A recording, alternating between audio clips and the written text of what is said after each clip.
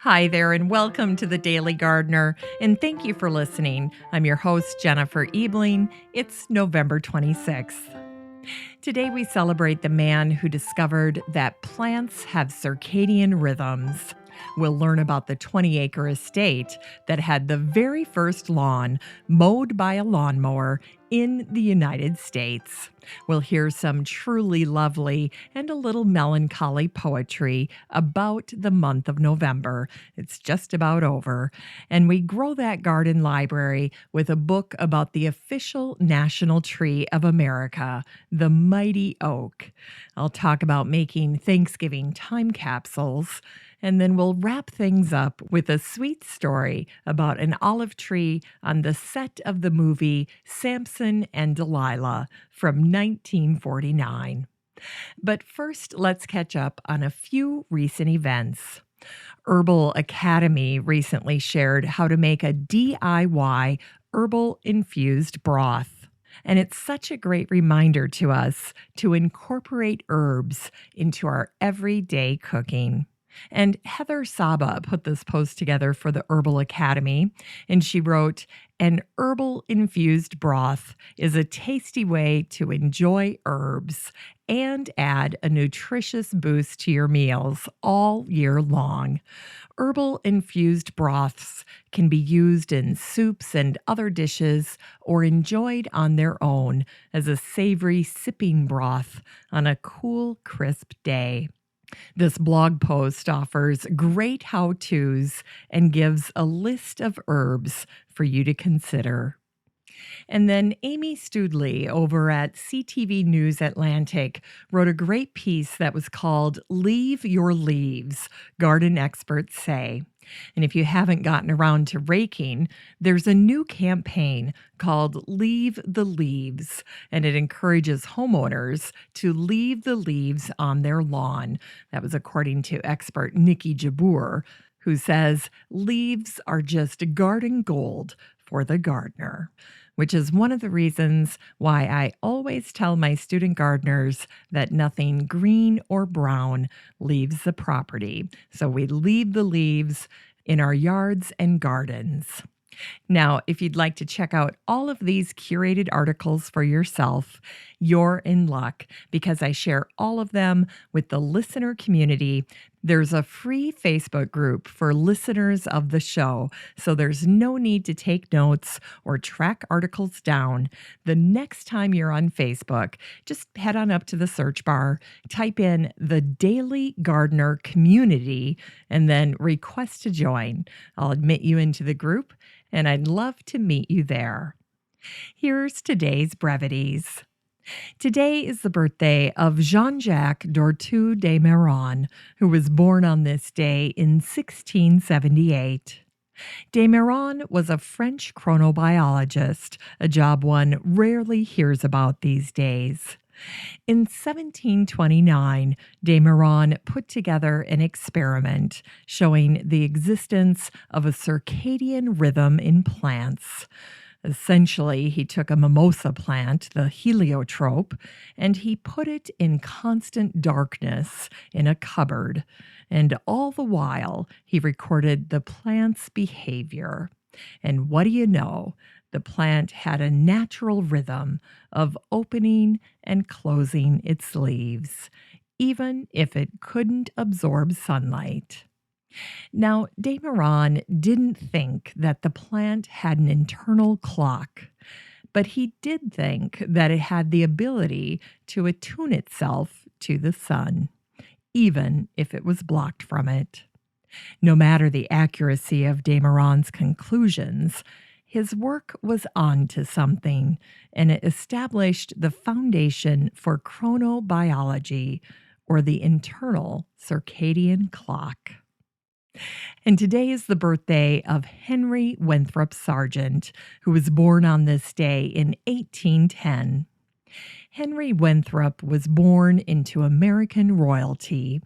The Sargent family was fabulously rich, and his dad was the Boston artist Henry Sargent. Like most men in his family, Henry Winthrop went to Harvard, where he studied law.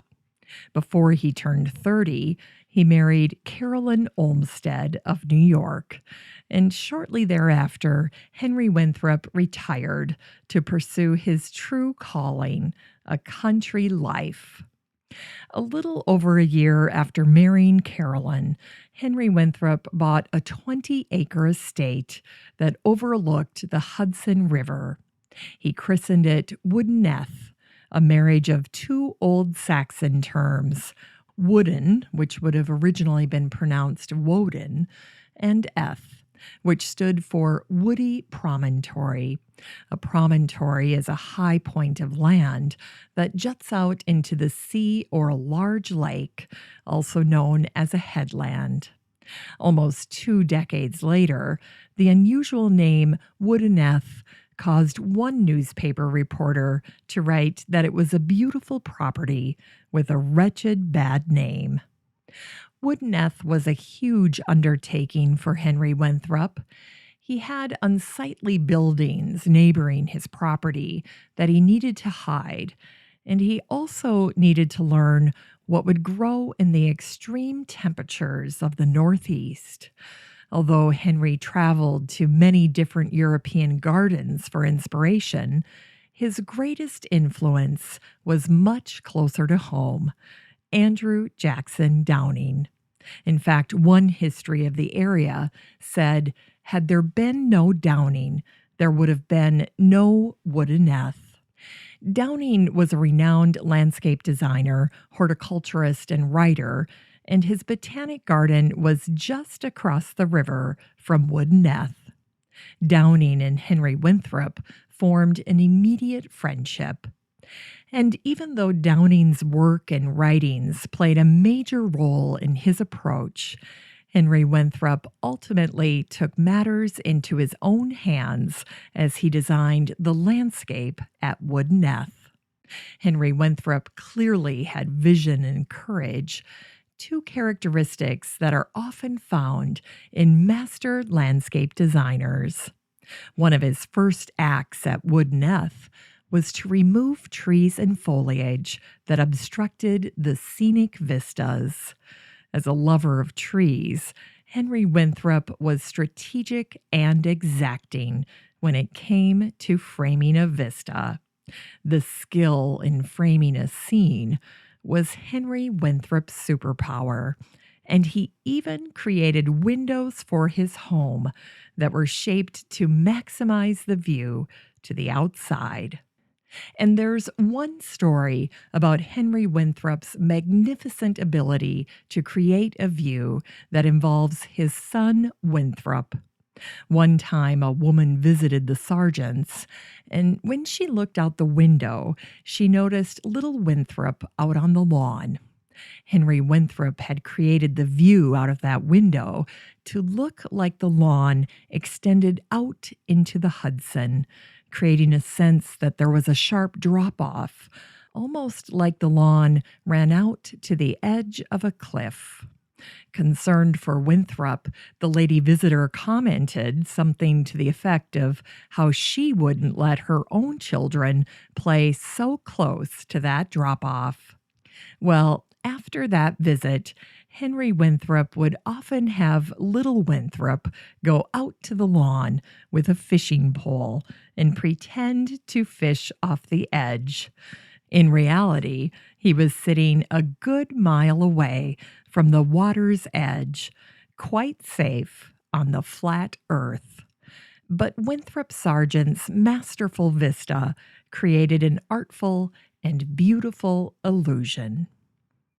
Henry Winthrop's major life accomplishment, aside from Woodeneth, was taking his friend Downing's book, simply called Landscape Gardening, and revising it for the 4th edition.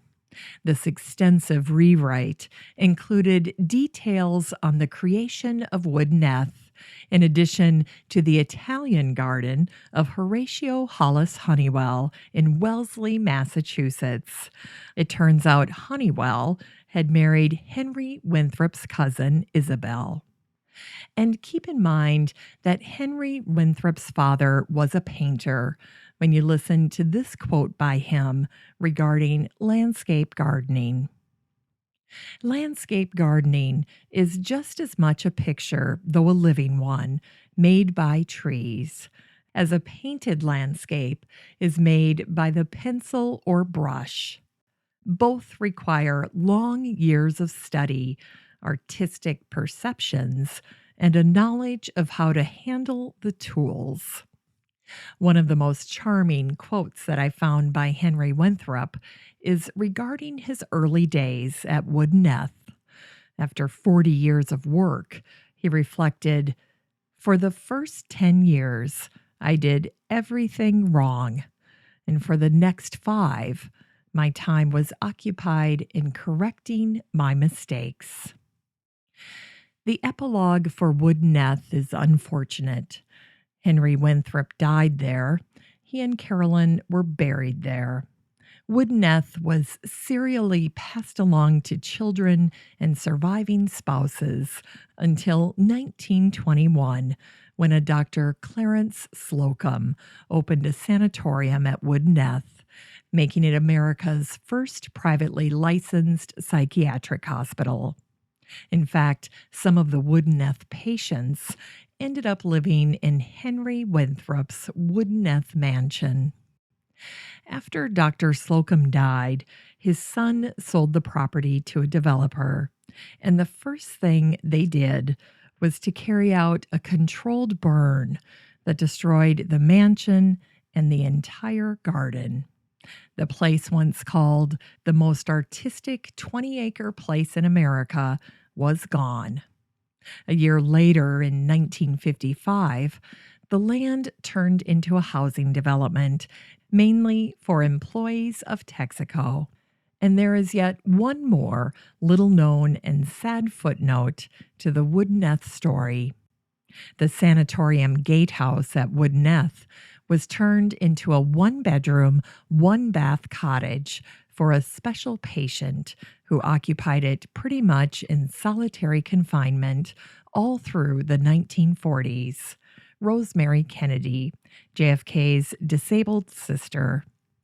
Their father, Joseph Kennedy, had made arrangements for Rosemary to live at the sanatorium at Woodneth without ever sharing the location with his wife or the rest of the family.